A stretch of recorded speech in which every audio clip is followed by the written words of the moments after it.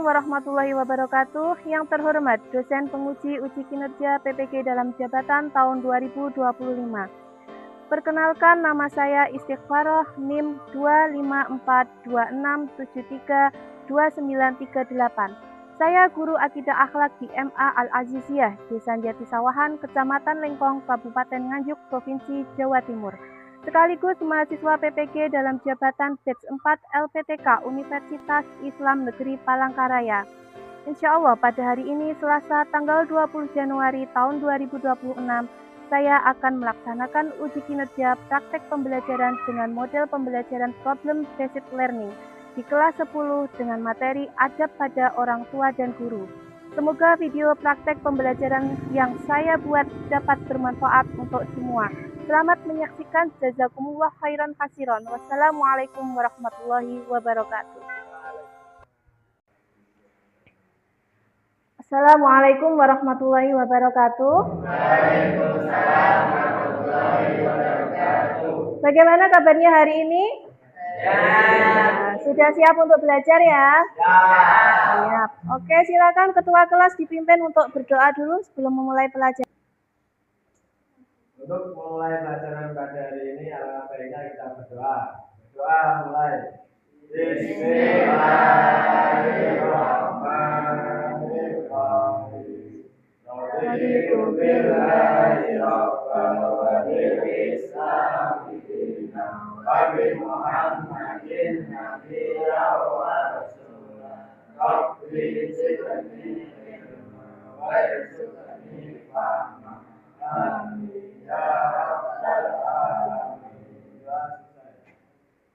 Baik, saya absen dulu hari ini. Yang tidak masuk siapa? Mea? Mea ya, Mea tidak masuk. Sakit ya Mea? Oke. Seperti biasa, sebelum memulai pelajaran, kita menyanyikan lagu wajib dulu. Sekarang silakan semuanya berdiri, kita menyanyikan lagu Indonesia Raya bersama-sama.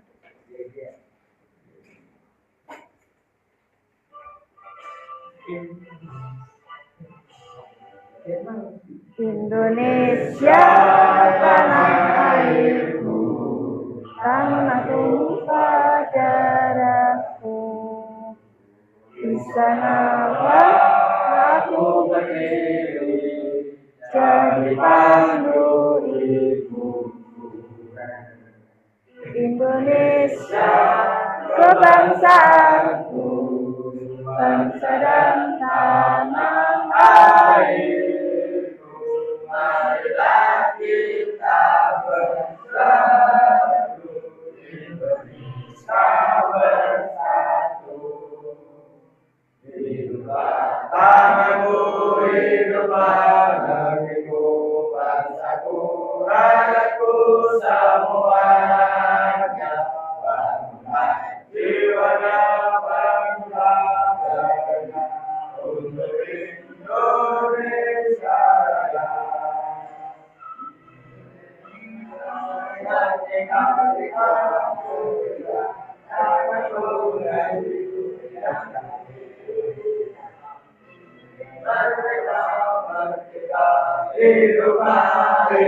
Belum, oke, silakan duduk kembali.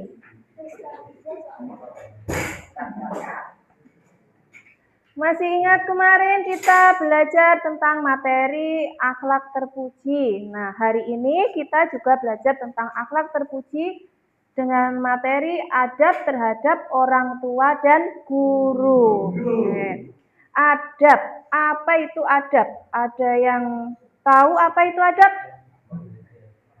Apa adab? Tata krama, terus apa lagi? Perilaku, sikap. Ya, pintar. Berarti semuanya sudah belajar di rumah ya? Ya. Sudah tahu. Adab. Adab adalah kesopanan, budi pekerti, tata krama, dan akhlak terpuji yang mencerminkan perilaku baik dalam perkataan, perbuatan, dan sikap. Kemudian, tujuan pembelajaran kita hari ini adalah peserta didik mampu memahami, meneladani, dan membiasakan adab kepada orang tua dan guru berdasarkan ajaran Islam serta menampakkannya dalam sikap dan perilaku sehari-hari secara konsisten sebagai wujud keimanan dan tanggung jawab pribadi. Oke, adab itu kira-kira penting atau tidak? Penting. Ilmu sama adab penting mana? Penting adab. Terus kalau misalnya adab tidak diterapkan dalam kehidupan kita, apa yang akan terjadi? Tidak ada kesopanan. Terus? Apa Mbak yang keras? Apa lagi? Selain tidak ada kesopanan. Sekarang kita speaking dulu ya. Saya membuat satu clue, kalian menyambungnya.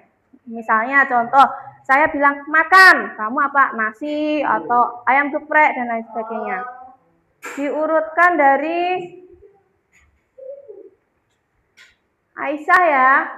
Kata kuncinya adalah orang tua. Orang tua.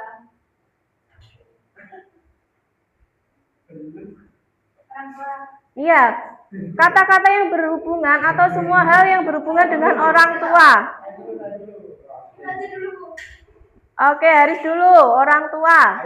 Ayah. Siapa? Ibu. Apa Bud? Orang tua. Orang tua Budi, orang tua. Bapak tadi sudah disebutkan. Bapak sama ayah sama tidak? Sama. Apa Bu kira-kira? Abah. Itu sama Budi, Abah, Abi. Oke.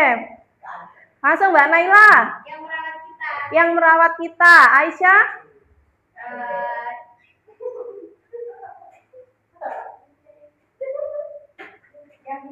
Yang Naila? Yang mendidik kita di rumah. Oke, Mbak Zulfa?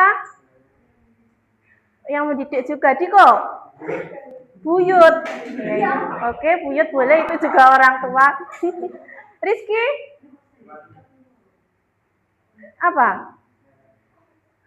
Nenek. Doni? Oke, yang nggak bisa menjawab membuat kata-kata. Satu, membuat quotes.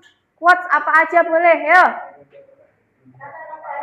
Kata-kata hari ini. Apa Diko kata-kata hari ini? Oke, dunia sementara, akhirat selamanya. Tepuk tangan untuk Diko.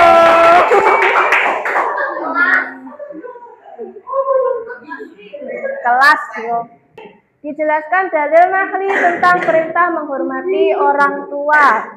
Bismillahirrahmanirrahim. Wa qadara rabbuka alla ta'budu illa iyyahu wa bil walidaini ihsana. Artinya, dan Tuhanmu telah memerintahkan supaya kamu jangan menyembah selain Dia, dan hendaklah kamu berbuat baik pada ibu bapakmu dengan sebaik-baiknya. Ini menjelaskan apa?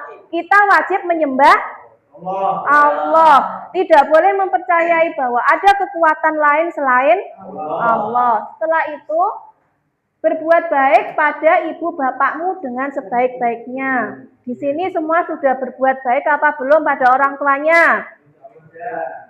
Kalau diperintah oleh orang tua langsung dilaksanakan atau disemayani? Sebu, kayak gitu.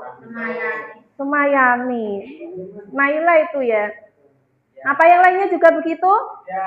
Tidak. Ketika orang tua memerintah kita, kita langsung melaksanakan.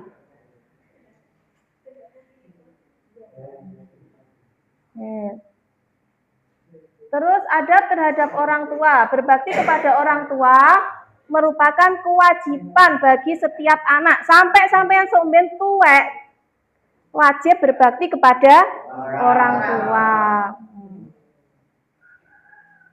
Di sini bisa tolong dibacakan Mbak Naila Farika.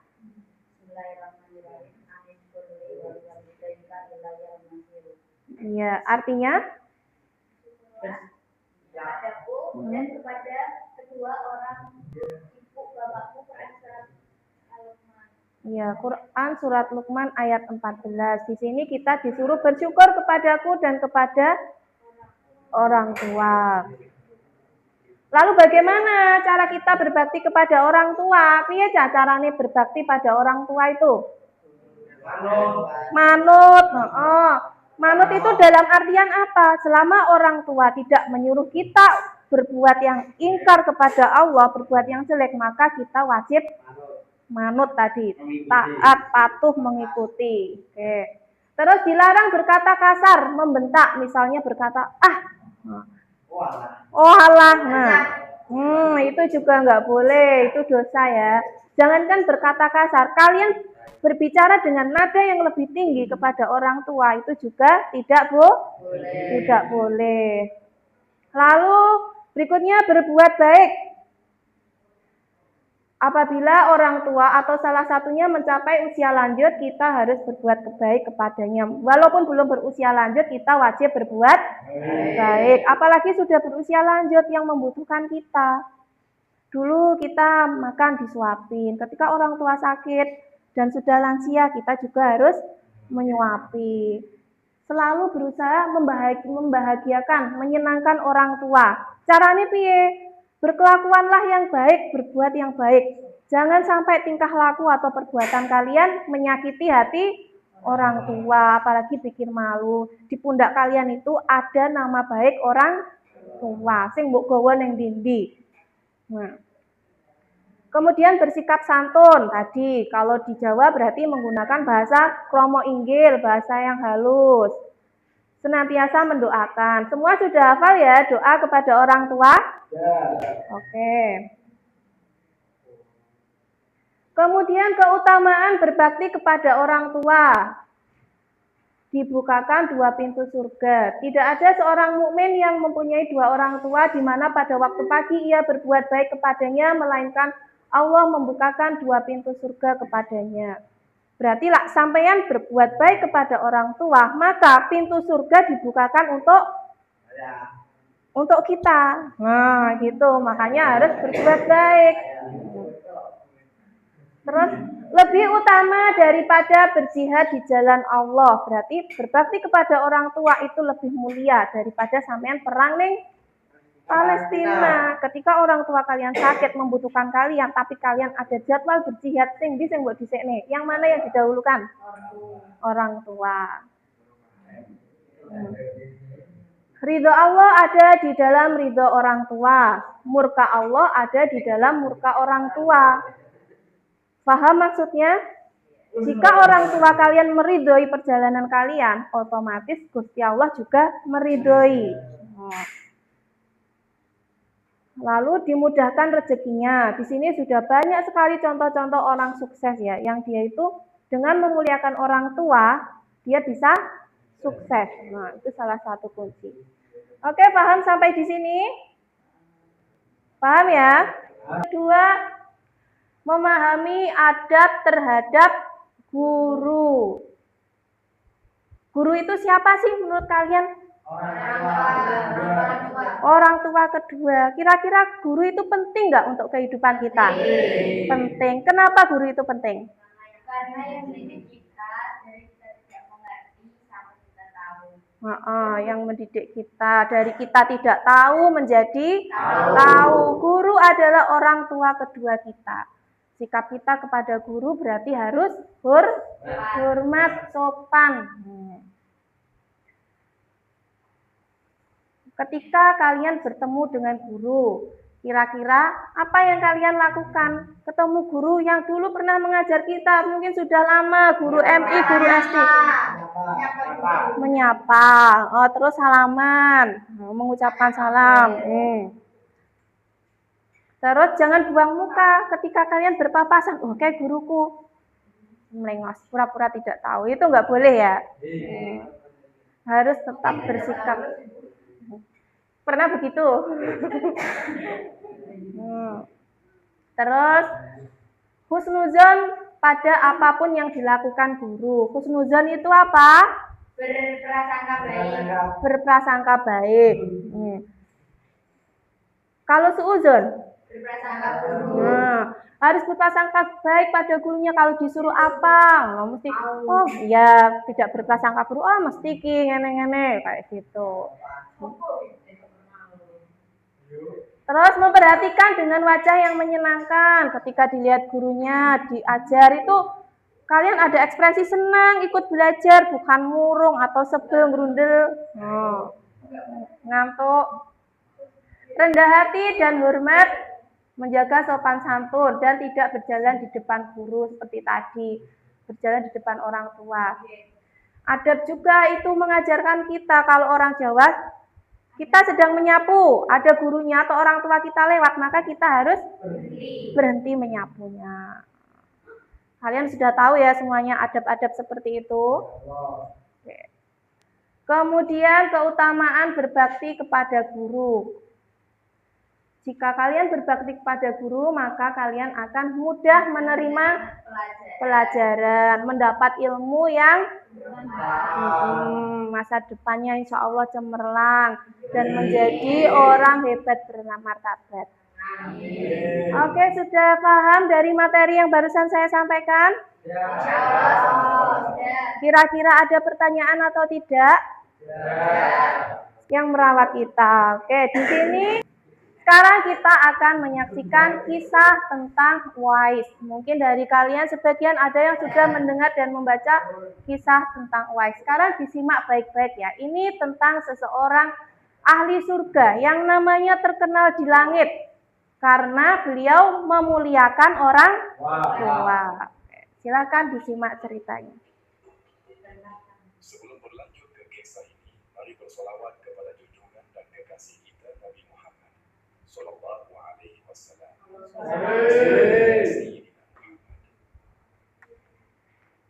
Di dunia ini ada nama-nama besar yang dikenal manusia, dipuji di langit dan bumi. Tapi ada pula nama yang asing di bumi, namun begitu mulia hingga dikenal oleh Rasulullah Sallallahu Alaihi Wasallam sendiri.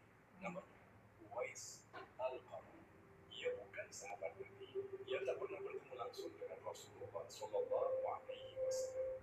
Namun namanya disebut-sebut oleh Nabi di antara para sahabat yang mulia.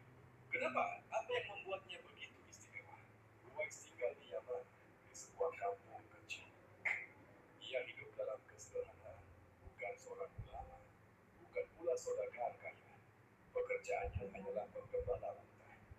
Namun dalam hatinya tumbuh satu cinta yang luar biasa. Uwais hidup berdua dengan ibunya. Sang ibu telah tua dan lumpuh, tak bisa berjalan, bahkan tidak bisa bangun sendiri. Namun ia adalah segalanya bagi Uwais. Ibu berkata, "Wahai anakku, aku ingin ke Baitullah, aku ingin umrah." Uwais tidak kaya, ia tidak punya kendaraan, tidak punya uang. Namun ia tidak berkata, "Tidak bisa." Ia mulai menabung sedikit demi sedikit. Dan ketika cukup, ia membuat sesuatu yang luar biasa. Ia melatih dirinya dengan menggendong seekor anak lembu setiap hari. Hari demi hari, anak lembu itu tumbuh besar. Dan Uwais semakin kuat. Sampai akhirnya, ia bisa menggendong seekor sapi dewasa. Orang-orang heran, tapi Uwais hanya tersenyum. Karena ia tahu, ia sedang melatih dirinya untuk menggendong ibunya ke Mekah.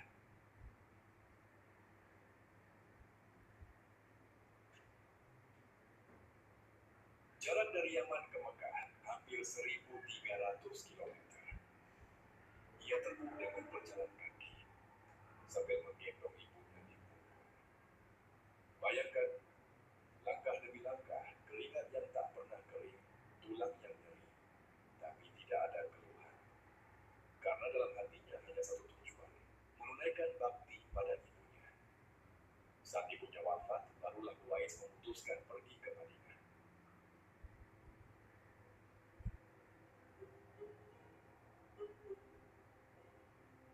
Namun saat tiba di sana, Rasulullah Shallallahu Alaihi Wasallam telah wafat. Ia hanya bertemu dengan Umar bin Khattab dan Ali bin Abi Thalib radhiyallahu anhu. Umar radhiyallahu anhu bertanya padanya, "Apakah engkau Uwais Al-Qarni?" Uwais menunduk, "Mintakan aku ampun kepada Allah, wahai Uwais," kata Umar. Uwais terkejut, "Engkau khalifah, engkau yang harus mendoakan aku." Tapi Umar radhiyallahu anhu menjawab, "Rasulullah Shallallahu Alaihi Wasallam memerintahkan kami untuk meminta mengenang air mata, Uwais pun berdoa untuk Umar radhiyallahu anhu. Dan dari hari itu, nama Uwais terus dikenal sebagai manusia bumi yang disegani langit. Uwais tak punya jabatan, ia tak dikenal manusia, tapi dikenal penduduk langit. Apa rahasianya? Baktilah pada ibumu. Itu saja. Rasulullah SAW bersabda, surga itu di bawah telapak kaki ibu. Uwais telah membuktikan bahwa seseorang bisa menjadi kekasih Allah hanya karena bakti kepada orang tua. Mungkin hari ini kita bukan siapa-siapa, tapi kalau kita tulus, kalau kita sabar dan taat, kalau kita berbakti kepada orang tua, maka mungkin kita akan menjadi seperti Uwais Al-Qarni rahimahullah alaihi. Tak dikenal di bumi, tapi dirindukan oleh langit. Semoga kita termasuk orang-orang yang berbakti kepada orang tua. Dan semoga Allah menuliskan kita di antara hamba-hambanya yang dicintai. Amin. Jangan lupa like, share, dan subscribe. Semoga bermanfaat. Barakatuh. Oke, kalian barusan menyaksikan kisah tentang Uwais. Terenyuh nggak lihat kisah tersebut? Sangat terenyuh ya. Beliau itu pemuda yang miskin. Ketika ibunya meminta apa, dia tidak pernah menolak. Selalu berusaha mengiyakan. Ibunya pengen naik haji, sedangkan dia nggak punya uang sama sekali. Akhirnya apa usaha Uwais? Dia itu menguatkan fisik agar bisa menggendong ibunya ketika di Mekah. Dengan cara apa tadi? Menggendong anak sapi atau lembu. Sampai tetangganya itu heran, kayak Uwais apa udah gila ya? Ngapain dia naik turun bukit gendong anak sapi? Nah, kayak gitu. Padahal dia sedang menguatkan fisiknya. Nah, ketika Uwais meninggal dunia, yang datang ke pemakamannya itu ada ribuan orang, dan di situ tetangganya nggak ada yang kenal. Yang datang itu adalah para penduduk langit. Sebegitu mulianya Uwais. Nah, doanya setiap dia berdoa langsung diijabah oleh Allah. Karena apa? Sangat memuliakan orang tua. Nah, semoga kita semua bisa memuliakan orang tua kita seperti Uwais memuliakan orang tuanya. Sekarang kalian dibagi menjadi 3 kelompok. Satu kelompok 5 orang. Langsung ya, ini yang perempuan menjadi satu kelompok. Dan yang di sini Rio, Budi, Dava, Doni, Rizky, sama Diko. Ini satu kelompok. Di sini ada suatu kasus. Nanti kalian diminta untuk menganalisis. Silakan dibaca di kelompok 1, kelompok 2, kelompok 3. Ditulis di kertas. Nanti kalian bacakan di depan. Dipresentasikan ke depan ya. Dimusyawarakan, didiskusikan bersama kelompoknya. Boleh merapat, boleh merubah posisi bangku untuk berdiskusi.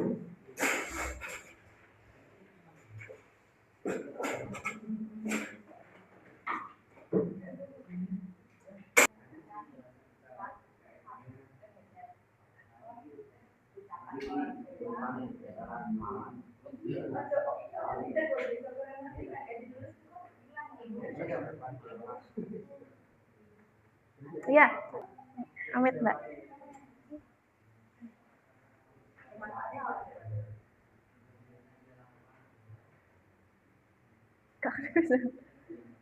Gak bisa. Nanti yang bapak kan lain.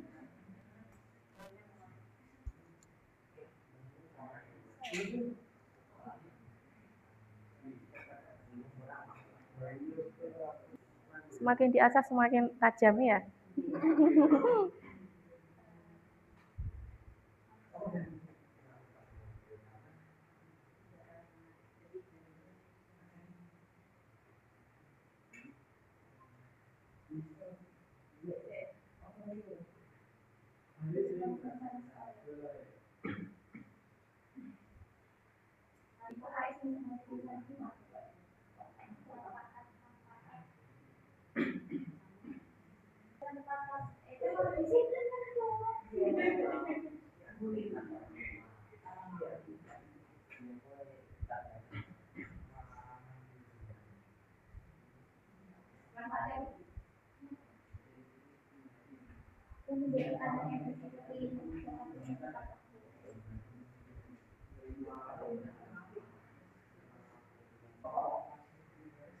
Sudah? Oke, bentar nunggu temannya. Ada yang sudah selesai lagi, kelompok 1 sudah selesai. Kelompok 2 sudah selesai? Kurang kelompok 3. Ya.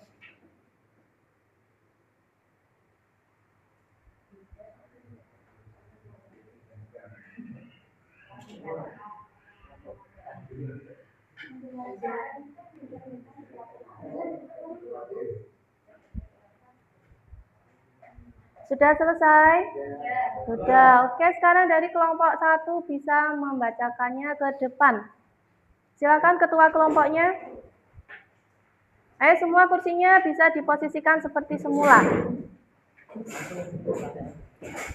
Iya, salam dulu. Assalamualaikum warahmatullahi wabarakatuh. Saya dari perwakilan kelompok 1. Pertanyaan. Ya, pertanyaannya dibaca. Mari sering merasa kesal ketika dia mengingatkan untuk belajar. Dia menjawab dengan nada tinggi karena rasa sudah cukup besar untuk mengatur dirinya sendiri.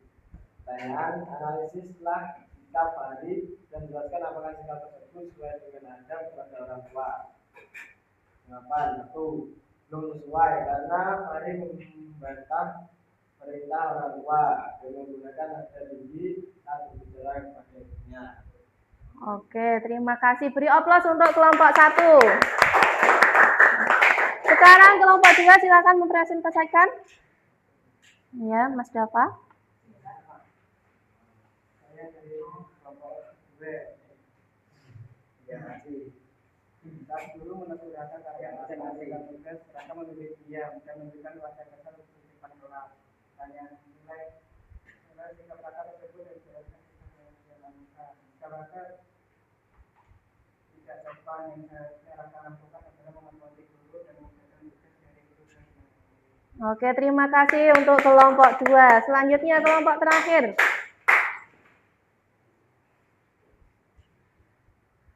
Pertanyaan, Dina selalu mengerjakan tugas sekolah tepat waktu karena mengingat pesan orang tua dan nasihat gurunya tentang pentingnya menuntut ilmu.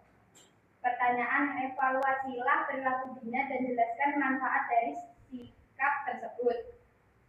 Evaluasi. Sikap Dina mencerminkan perilaku patuh, tunduk terhadap orang tua dan guru, serta Dina mencerminkan sikap yang rajin. Manfaat, Dina menjadi anak yang disiplin, mengerjakan tugas tepat waktu. Dan Dina menjadi akan lebih disayang orang tua dan guru karena taat patuh terhadap mereka. Oke, terima kasih. Beri aplausnya untuk kelompok 3. Nah, dari beberapa soal yang sudah kalian kerjakan tadi, berarti kalian sudah paham ya, sikap apa yang seharusnya diambil ketika dalam posisi atau situasi seperti yang diceritakan tersebut. Sekarang kesimpulannya dari apa yang kita pelajari hari ini adalah adab kepada orang tua merupakan kewajiban bagi setiap muslim, bagi setiap anak. Nah, itu hukumnya wajib. Orang tua berjasa dalam melahirkan, merawat, dan membesarkan kita. Kemudian menghormati dan menaati orang tua serta guru wajib dilakukan selama tidak melanggar ajaran Islam. Ada pertanyaan dari pelajaran hari ini? Tidak ada ya, paham semuanya? Semoga apa yang kita pelajari hari ini bisa bermanfaat untuk kita. Ilmu yang kita dapatkan barokah untuk kita. Ya, saya akhiri, terima kasih. Wassalamualaikum warahmatullahi wabarakatuh. Waalaikumsalam warahmatullahi wabarakatuh.